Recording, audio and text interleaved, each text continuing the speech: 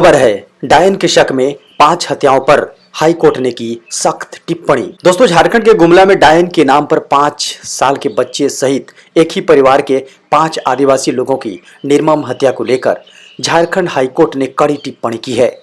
मामले का स्वतः संज्ञान लेते हुए चीफ जस्टिस रवि रंजन ने सरकार को गहरी नींद से जागने की सलाह दी है। जी हाँ, चीफ जस्टिस ने कहा कि सरकार को अब भी गहरी नींद से जागना चाहिए। डायन कुप्रथा के खिलाफ जागरूकता अभियान सही ढंग से नहीं चल रहा है। खबर है, दुबई में फंसे झारखंड के 2 युवकों को मुक्त कराएगी हेमंत सरकार। सीएम हेमंत सोरेन ने कहा है कि दुबई में फंसे इन युवकों को मुक्त कराने के लिए सरकार त्वरित कदम उठाएगी। साथ ही इसके लिए विदेश मंत्रालय से भी संपर्क किया जाएगा। उक्त बातें उन्होंने पूर्व मंत्री गीता श्री उरांव से मुलाकात के दौरान कही। आपको बता दें कि गुमला जिले के घाघरा प्रखंड के 2 युवकों को दुबई में बंधक बनाकर रखा गया है, जिसे मुक्त कराने को लेकर पूर्व मंत्री ने सीएम से मुलाकात की। खबर है, झारखंड के जंगलों में नक्सलियों ने किया आईईडी ब्लास्ट, 3 जवान शहीद। दोस्तों, पश्चिमी सिंहभूम जिले के टोकलो थाना क्षेत्र स्थित लांजी जंगल में नक्सलियों ने गुरुवार की सुबह आईईडी ब्लास्ट कर दिया। विस्फोट की जद में आने से झारखंड जगुआर के 3 जवान शहीद हो गए, जबकि 2 जवान घायल हो गए। घायलों को हेलीकॉप्टर की मदद से रांची स्थित मेडिका लाया गया। नक्सलियों ने यह विस्फोट तब किया जब जिला पुलिस और सीआरपीएफ के जवान सर्च ऑपरेशन चला रहे थे। सुरक्षा बलों और नक्सलियों के बीच मुठभेड़ की भी खबर है। खबर है, यूपीएससी सिविल सेवा परीक्षा 2021 का नोटिफिकेशन जारी। जी हां, संघ लोक सेवा आयोग यानी यूपीएससी ने सिविल सेवा परीक्षा प्रीलिम्स 2021 का नोटिफिकेशन जारी कर दिया है। आईएएस, आईपीएस, आईआरएस, आईएफएस बनना चाह रहे युवा www.upsc.gov.in पर जाकर 24 मार्च 2021 तक ऑनलाइन आवेदन कर सकते हैं। इस परीक्षा के माध्यम से भारतीय प्रशासनिक सेवा, भारतीय विदेश सेवा और भारतीय पुलिस सेवा सहित अन्य अखिल भारतीय सेवाओं के लिए अवसरों का चयन किया जाता है। खबर है, मुख्यमंत्री हेमंत सोरेन ने किया ट्वीट, कहा, आज पश्चिमी सिंहभूम क्षेत्र में कॉम्बिंग ऑपरेशन के दौरान हमने अपने वीर जवानों को खो दिया। परमात्मा वीर शहीद जवानों की आत्मा को शांति प्रदान कर शोक संतप्त परिवार को दुख की घड़ी सहन करने की शक्ति दे। उन्होंने कहा, घायल हुए जवान शीघ्र स्वस्थ हो, यही कामना करता हूं। खबर है, पेट्रोल डीजल पर टैक्स में 8.5 रुपए की कटौती संभव। दोस्तों, सरकार चाहे तो बड़े आराम से पेट्रोल और डीजल पर एक्साइज ड्यूटी में 8.5 रुपए प्रति लीटर तक की कटौती कर सकती है।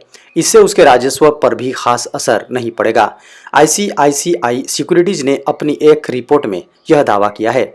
आपको बता दें कि देश में पेट्रोल डीजल की कीमतें रिकॉर्ड स्तर, जी हाँ, रिकॉर्ड ऊंचाई पर चल रही है। सबसे प्रमुख बात यह है कि इस कीमत में बड़ा हिस्सा टैक्स का ही होता है। पेट्रोल में करीब 60% और डीजल में लगभग 54% हिस्सा केंद्र और राज्यों के टैक्सेज का ही है।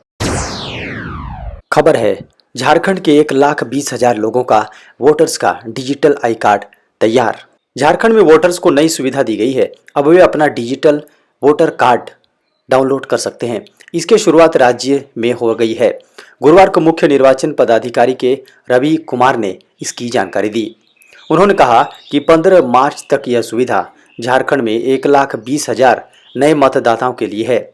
नए निबंधित मतदाता भी भारत निर्वाचन आयोग के वोटर हेल्पलाइन ऐप या वोटर पोर्टल पर खुद को निबंधित कर डिजिटल फोटो मतदाता पहचान पत्र डाउनलोड कर सकते हैं। खबर है, नहीं घटी ईपीएफ की ब्याज दर, 8.5% पहले की तरह ही मिलेगा ब्याज।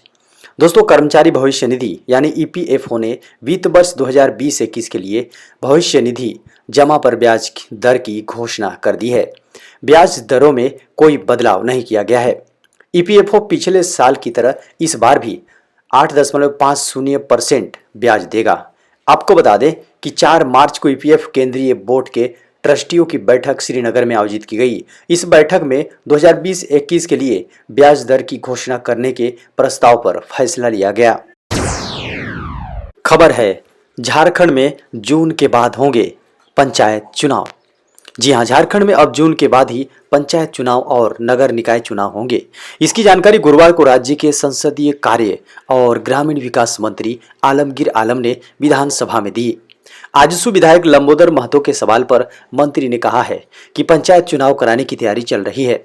अभी पंचायत चुनाव से पहले पंचायतों की परिसीमन, मतदाता सूची के पुनरीक्षण और प्रकाशन की प्रक्रिया चल रही है। यह काम मई जून महीने में पूरे कर लिए जाएंगे। इसके बाद पंचायत चुनाव कराने की प्रक्रिया शुरू कर दी जाएगी। खबर है, केरल चुनाव से पहले संकट में कांग्रेस। राहुल के वायनाड में 4 नेताओं का इस्तीफा। जी हां, केरल में होने वाले विधानसभा चुनाव से ठीक पहले ही सियासी मझधार में कांग्रेस की नैया डगमगाती नजर आ रही है। राहुल गांधी के संसदीय क्षेत्र वायनाड में कांग्रेस के 4 प्रमुख नेताओं ने पार्टी से इस्तीफा दे दिया है, जिसके बाद से केरल चुनाव से पहले कांग्रेस मुश्किल में आ गई है। इंडिया टुडे की रिपोर्ट के अनुसार केरल प्रदेश कांग्रेस कमेटी के पूर्व सदस्य के विश्वनाथन, केपीसीसी सचिव एमएस विश्वनाथन, डीसीसी महासचिव पीके अनिल कुमार और महिला कांग्रेस नेता सुजया वेणुगोपाल ने पार्टी से इस्तीफा दे दिया है। माना जा रहा है कि एक सप्ताह के भीतर पार्टी में असंतोष के कारण इन नेताओं ने इस्तीफा दे दिया है। खबर है, सरकार का नया पोर्टल सक्षम, जिससे मिलेगी 10 लाख लोगों को नौकरियां। दोस्तों, सरकार की ओर से एक पोर्टल की भी शुरुआत की गई है, जिसके माध्यम से ज़्यादा लोगों को नौकरियां मिल सके। इस पोर्टल के माध्यम से एमएसएमई कंपनियों का श्रमिकों से सीधा संपर्क करवाया जाएगा। इससे कई लोगों को रोजगार मिलने में मदद होगी और हर कोई बड़ी कंपनियों के साथ जुड़ सकेगा। इस पोर्टल की शुरुआत पिछले महीने ही की गई है और अभी इसकी शुरुआत पायलट प्रोजेक्ट के आधार पर की गई है। यानी अभी कुछ जिलों में इस वेबसाइट की शुरुआत हुई है और धीरे धीरे इसका विस्तार किया जाएगा। खबर है, कोरोना वैक्सीन को लेकर WHO ने कहा, वैक्सीन कितनी सुरक्षा देगी या कब तक देगी, इस बारे में कहना बहुत जल्दबाजी होगी। जी हां, WHO ने कहा है, कोरोना वैक्सीन पिछले कुछ महीनों में ही विकसित की गई है और कुछ महीनों से ही टीकाकरण शुरू हुआ है। ऐसे में वैक्सीन कितनी सुरक्षा देगी या कब तक देगी, इस बारे में कहना बहुत जल्दबाजी होगी। WHO ने कहा कि इस सवाल का जवाब देने के लिए हमारी रिसर्च जारी है। WHO ने आगे कहा, मौजूदा आंकड़ों से पता चलता है कि ज़्यादातर लोग कोरोना से उबरे हैं, उनका इम्यून सिस्टम मजबूत हुआ है। ये उत्साहित करने वाला है। खबर है, केरल में 6 दिन पहले भाजपा में शामिल हुए श्रीधरन होंगे सीएम कैंडिडेट। जी हां, मेट्रोमैन के नाम से मशहूर ई श्रीधरन को बीजेपी ने केरल में अपना मुख्यमंत्री पद का उम्मीदवार घोषित किया है। केरल भाजपा के अध्यक्ष सुरेंद्रन ने गुरुवार को यह जानकारी दी। 88 साल के श्रीधरन 6 दिन पूर्व ही 26 फरवरी को मल्लपुरम में केंद्रीय मंत्री RK सिंह की मौजूदगी में भाजपा में शामिल हुए। श्रीधरन ने अपने गृह जिले मल्लपुरम से ही चुनाव लड़ने की इच्छा जाहिर की है। खबर है, कृषि मंत्री ने कहा, किसान संगठनों ने हमारे प्रस्ताव पर नहीं दिया जवाब। दोस्तों, नए कृषि कानूनों को लेकर किसान संगठनों और सरकार के बीच जारी गतिरोध जल्द खत्म होने के आसार नजर नहीं आ रहे हैं। केंद्रीय कृषि मंत्री नरेंद्र सिंह तोमर ने कहा है कि सरकार कृषि कानूनों का विरोध कर रहे किसान संगठनों के साथ वार्ता करने के लिए तैयार है, लेकिन उन्होंने अभी हमारे प्रस्ताव पर कोई प्रतिक्रिया नहीं दी है। वहीं भारतीय किसान यूनियन के राष्ट्रीय प्रवक्ता राकेश टिकैत ने कहा कि सरकार जब तक हमारी बात नहीं मानेगी तब तक आंदोलन ऐसे ही चलता रहेगा। उन्होंने यह भी कहा कि सरकार से अभी बातचीत की कोई गुंजाइश नहीं है। खबर है, सोना हुआ सस्ता, चांदी के दाम में भी भारी गिरावट। जी हां, सोने एवं चांदी के दाम में गुरुवार को भी गिरावट दर्ज की गई। HDFC सिक्योरिटीज के मुताबिक राष्ट्रीय राजधानी में सोने के दाम में 270 रुपये प्रति 10 ग्राम की गिरावट देखने को मिली। इसे दिल्ली में सोने का रेट 44,372 रुपये प्रति 10 ग्राम पर रह गया। सिक्योरिटीज के मुताबिक कोविड-19 वैक्सीन से जुड़े अभियान के चलते सेफ हेवन समझे जाने वाले सोने की डिमांड घटी है। इस वजह से इसकी मांग में कमी आई है।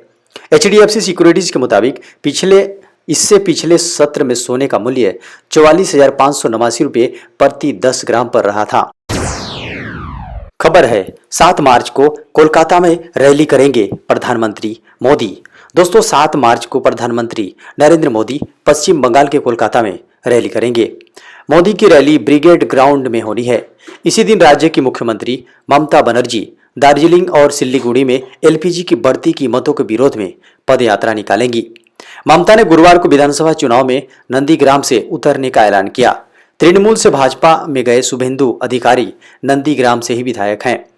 टीएमसी के राज्यसभा सांसद डेरेक ओब्रायन ने चुनाव आयोग को पत्र लिखकर बंगाल के deputy election commissioner Sudeep Jain को हटाने की मांग की है। खबर है, सुप्रीम कोर्ट ने केंद्र से कहा कुछ ओटीटी प्लेटफॉर्म्स पर दिखाए जा रहे हैं पोर्नोग्राफी। दोस्तों, सुप्रीम कोर्ट ने कहा है कि ओटीटी प्लेटफॉर्म्स पर जो भी कंटेंट दिखाया जाता है उसकी स्क्रीनिंग होनी चाहिए, क्योंकि कुछ प्लेटफॉर्म्स पर तो पोर्नोग्राफी भी दिखाई जा रही है। सुप्रीम कोर्ट ने केंद्र सरकार से सोशल मीडिया और ऑनलाइन स्ट्रीमिंग प्लेटफॉर्म्स को रेगुलेट करने के लिए बनी नई गाइडलाइन सौंपने को कहा है। सुप्रीम कोर्ट अमेजन की क्रिएटिव हेड अपर्णा पुरोहित की अग्रिम जमानत अर्जी पर सुनवाई कर रहा था। खबर है, डोज की रफ्तार बढ़ी, पहली बार एक दिन में वैक्सीन के 10 लाख डोज दिए गए। दोस्तों, वैक्सीनेशन में प्राइवेट सेक्टर को शामिल करने के बाद प्रतिदिन डोज की संख्या में बढ़ोतरी हो रही है। वैक्सीनेशन के फेज 2 के तहत पिछले 3 दिन में रोज ही औसत 2 लाख वैक्सीन डोज की बढ़ोतरी हुई है। 1 मार्च को 5.52 लाख डोज लगे थे, 2 मार्च को 7.68 लाख और 3 मार्च को 9.94 लाख डोज लगाए गए हैं। स्वास्थ्य मंत्रालय के गुरुवार सुबह 8 बजे तक के डेटा के अनुसार भारत में बुधवार तक 1.66 करोड़ डोज दिए गए हैं। इसमें 1.37 करोड़ लोगों को कम से कम पहला डोज मिला, जबकि 28.76 लाख लोग दूसरा डोज भी लगवा चुके हैं।